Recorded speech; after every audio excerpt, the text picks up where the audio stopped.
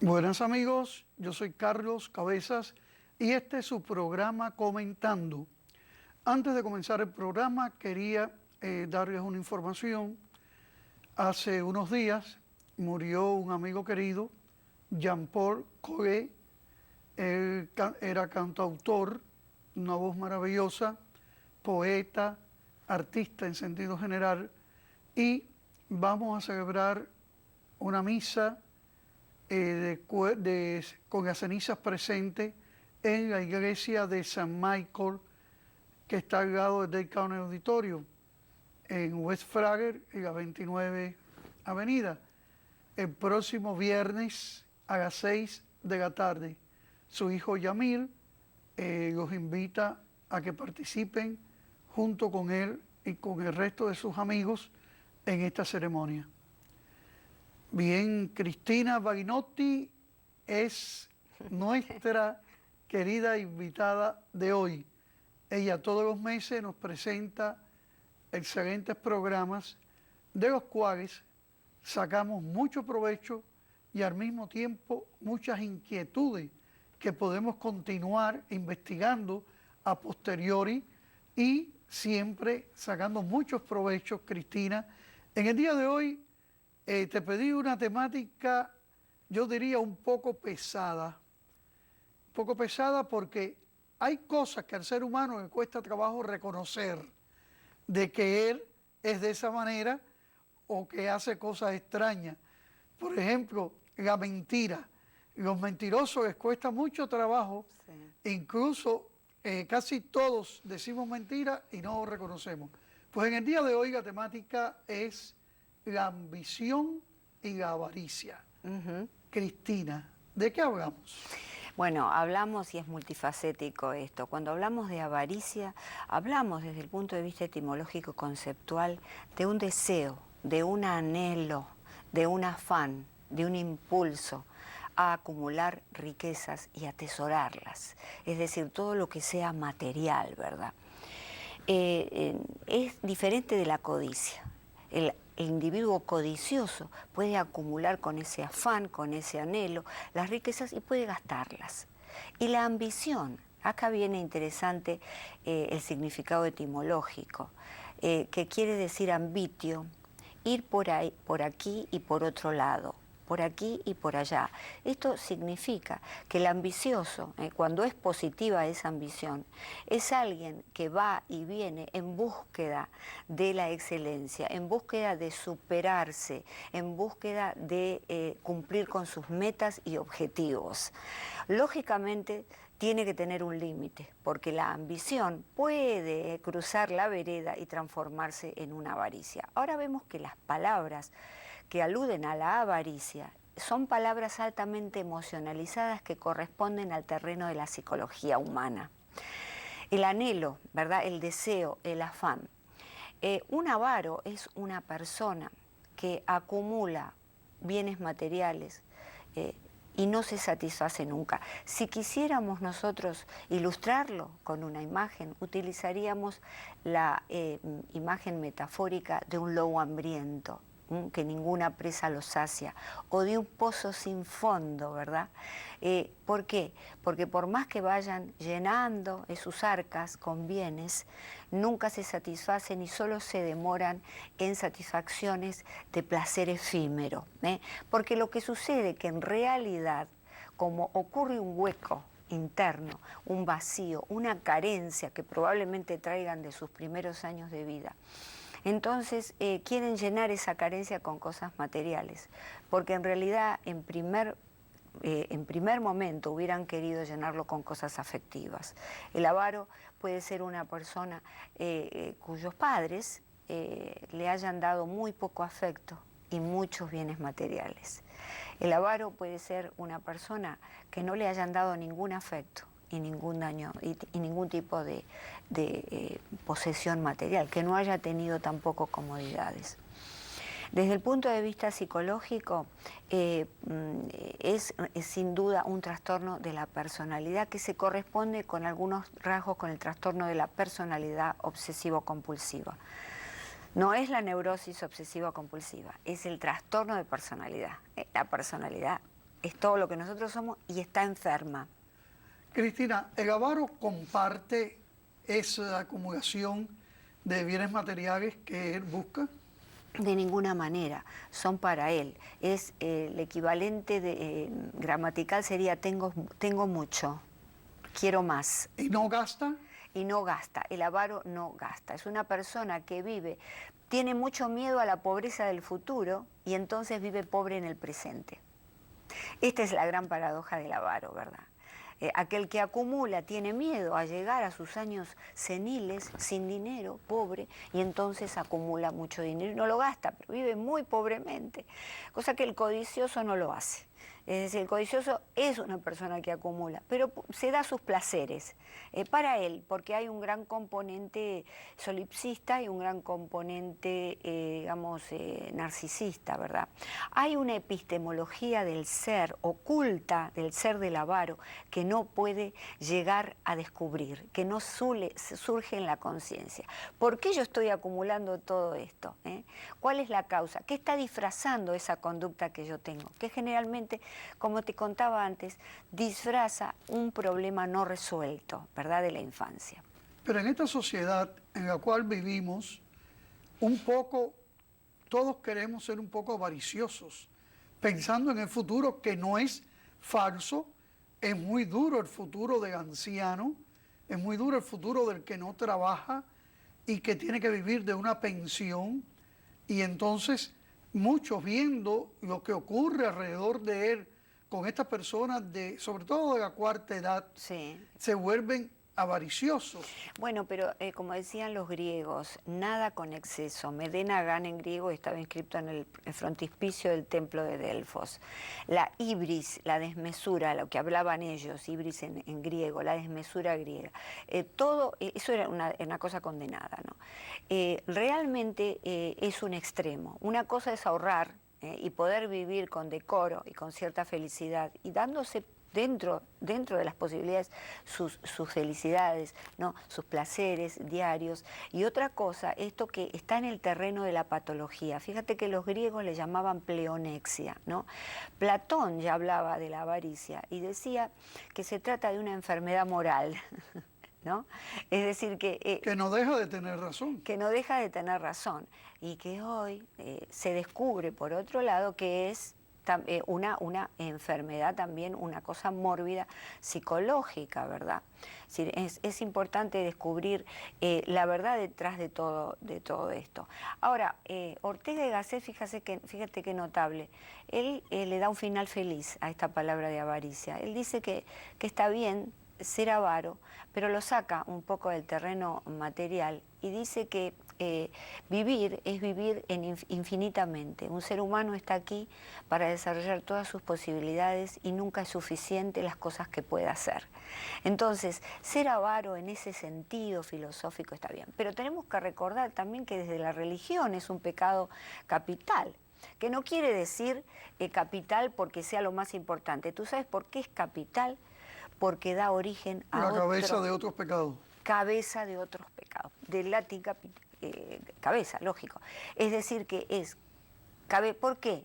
Porque justamente, y esto lo decía Santo Tomás de Aquino, decía, un pecado es capital, o un vicio, él hablaba de vicio, un vicio es capital justamente cuando conlleva un placer excesivo. Y entonces ese placer es tan excesivo que lo queremos y para obtenerlo cometemos toda clase de otros pecados. Y está opuesto a la virtud. Y está opuesto a la virtud. Cristina, cuando llegué a este país, sufrí una especie de trauma cuando oí hablar a las personas de ambitious. Después dije, bueno, es que ambitious en inglés es diferente a ambición en español. Y me doy cuenta que es la connotación en el lenguaje que cada uno le da. Por ejemplo, en Cuba decir ambición era una cosa negativa. Sin embargo, ambitious, como los americanos entienden, es algo positivo. ¿Qué nos puedes decir de esto? Bueno, sin duda, como te decía antes, la ambición no tiene la connotación etimológica ni conceptual de la avaricia o la codicia. La visión no está incluyendo el anhelo, el deseo, esta cosa impulsiva, mórbida, patológica. Te está diciendo es un ir y venir, ir por aquí, ir por allá. Es decir, es esa búsqueda, podríamos traducirlo, del ser y de la excelencia. Yo creo que la ambición con un límite es necesaria. Yo no creo que haya que ser ilimitado en cuanto a la ambición, porque nos pueden llevar al terreno de nuevo de la avaricia, o de la codicia, mejor dicho, ¿verdad? Es decir, porque la avaricia ya es una condición psicológica, ¿verdad? Pero el codicioso, no, puede ser una persona que realmente le guste, que haya sido en principio ambicioso. Entonces tenemos que tener cuidado los matices. Los extremos, cuando hablamos de extremos y de excesos, siempre hablamos de patología, en cualquier ámbito del que se trate. Vale decir que es bueno ser ambicioso. Lógicamente, en los países hiperdesarrollados, ser ambiciosos tiene una connotación excesiva, porque debemos preguntarnos si nosotros no estamos creando hijos para el exceso en los países hiperdesarrollados. El exceso que siempre es patología. Si no estamos generando, digamos, ese vicio capital de tener cada vez más, más de lo mismo. Porque en el hiperdesarrollo tenemos más de lo mismo. Tenemos un auto, queremos 2, 3, 4, tenemos ropa y queremos más. Es decir, tenemos las mujeres la ropa colgada con las etiquetas, sin usar, en los closets. Vale decir que indudablemente estamos en una cultura muy buena, muy positiva, porque nos lleva a crecer. Y nos lleva a la excelencia. Tú sabes que la excelencia viene del indoeuropeo, ¿qué le significa? Cima. Es decir, ser excelente implica llegar, escalarte a ti mismo, lo cual es difícil, y llegar a la cima de tu propio ser, de lo mejor de ti. Hay un deseo de desarrollarse, de Claro, darlo todo, claro. y de llegar, diríamos, a la plenitud de lo que buscamos. Y esto podríamos decir que no es negativo, al contrario, es positivo. No obstante, hay quienes no les interesa esto y por defecto actúan en la vida sin prever las necesidades que puede tener en un futuro.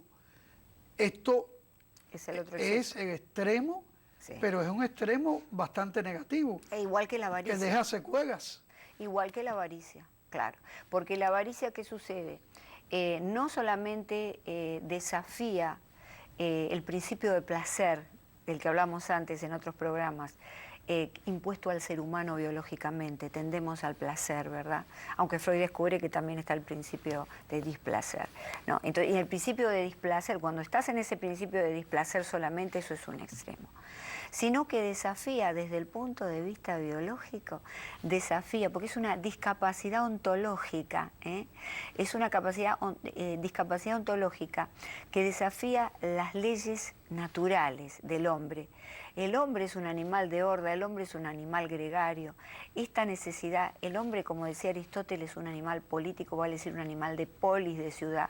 Nosotros en nuestro ADN ontológico está, como seres individuales, pero también como seres colectivos, está reunirnos, unirnos, compartir, dar, ser compasivo con el otro. Esa es la naturaleza. Yo soy rusoniana. Rousseau decía, el hombre nace bueno, y es la civilización la que corrompe esa bondad originaria.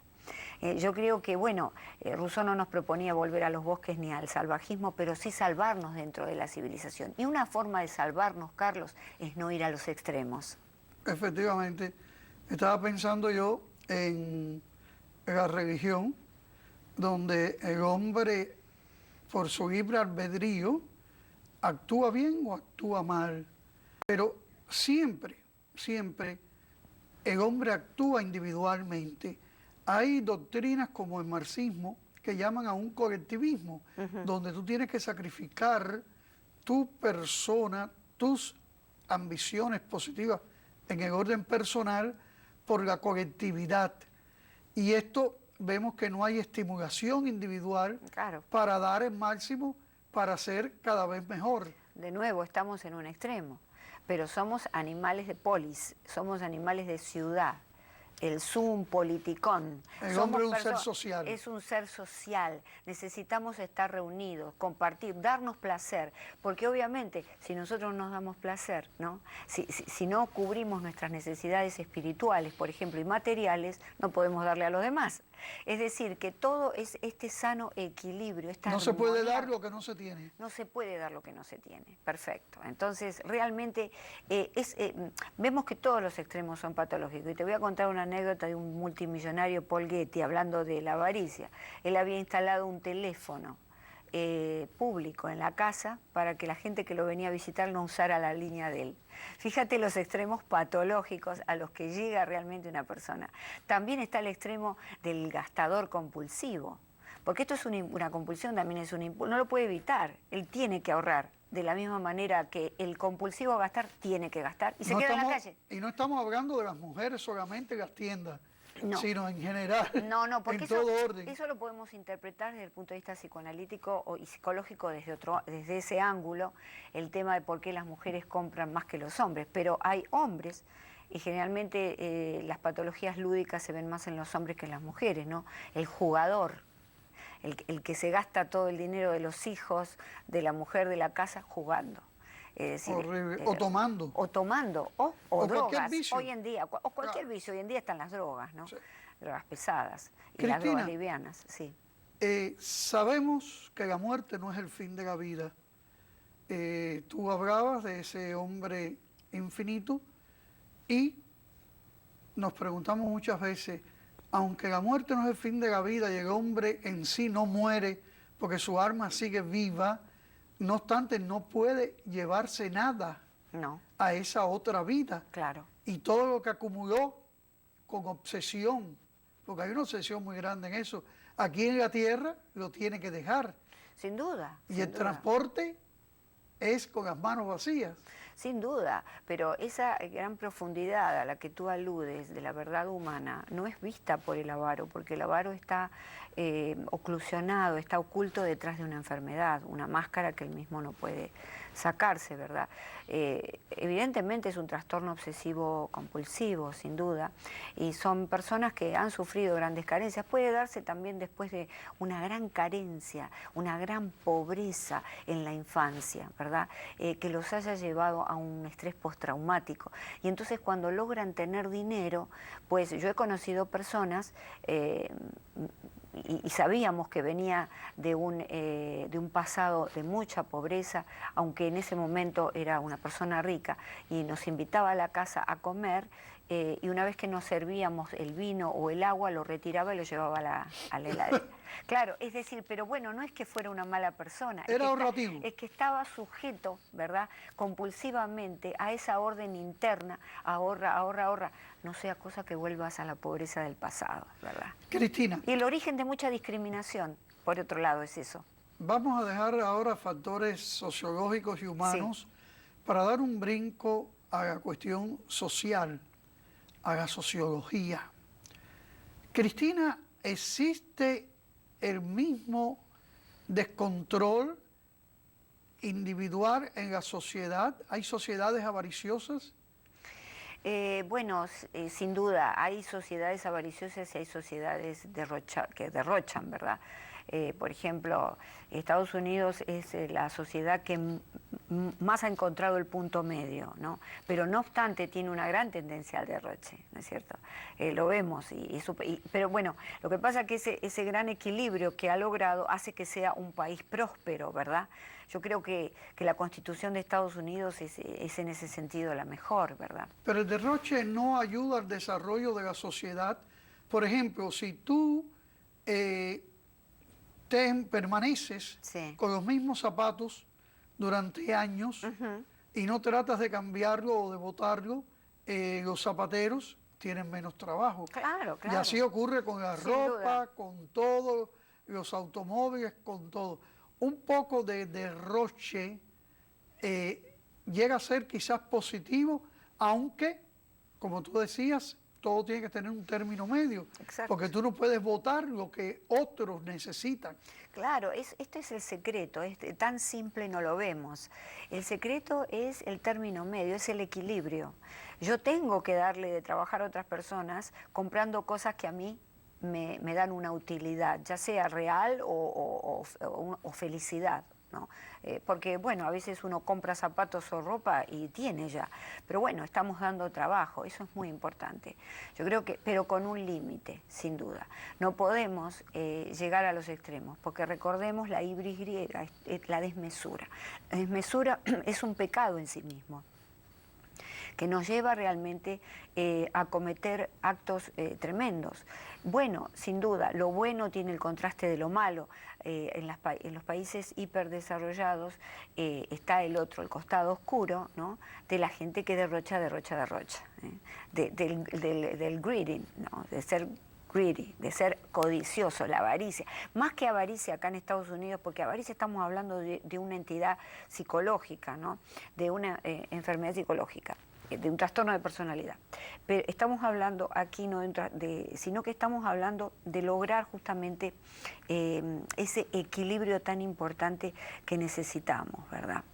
De la codicia, que es lo que acá, digamos, prolifera. Voy a acumular y voy a seguir gastando. Y compro y sigo gastando.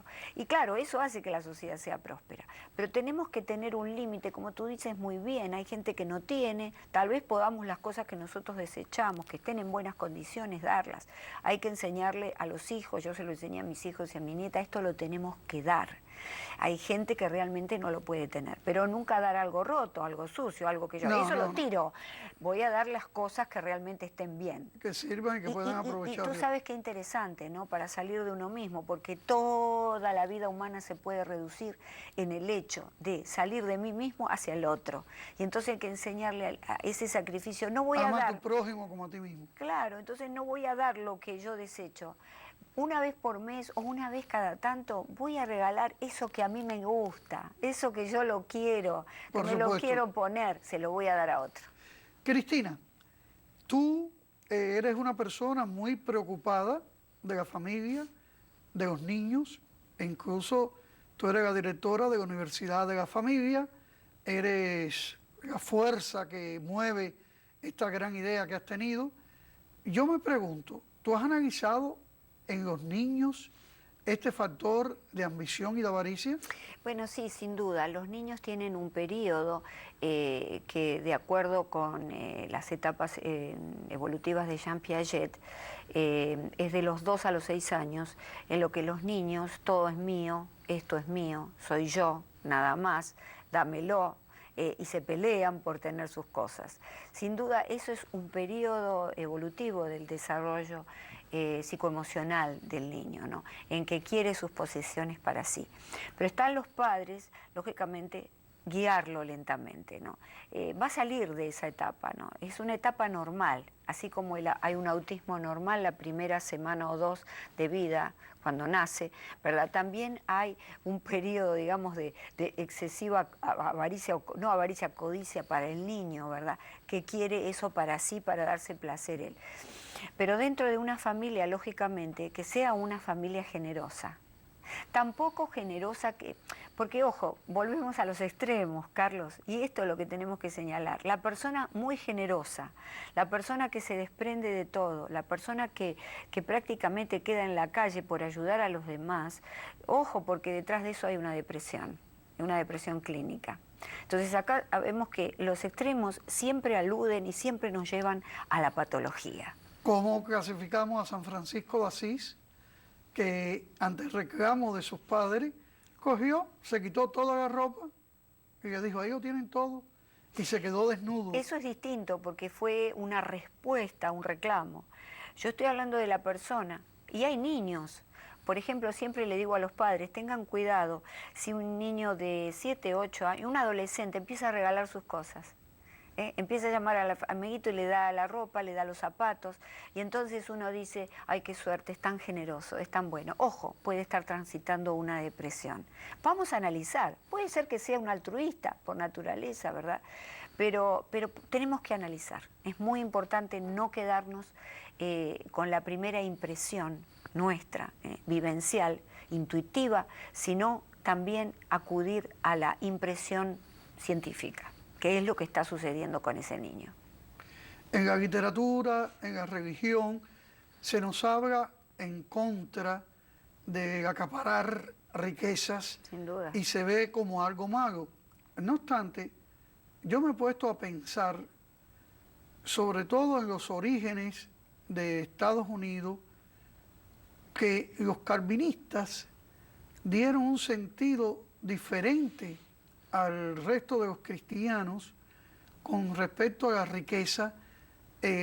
Decían que la riqueza era buena, por lo tanto el trabajo era bueno y había que forzarse y tener disciplina dura para obtener los bienes, cosa que un poco uno se cría como católico o quizás en otra vertiente cristiana, despreciando un poco la riqueza por esa acumulación y esa avaricia, y muchas veces no llega a eso, sino que tenemos un desprecio como si fuera malo.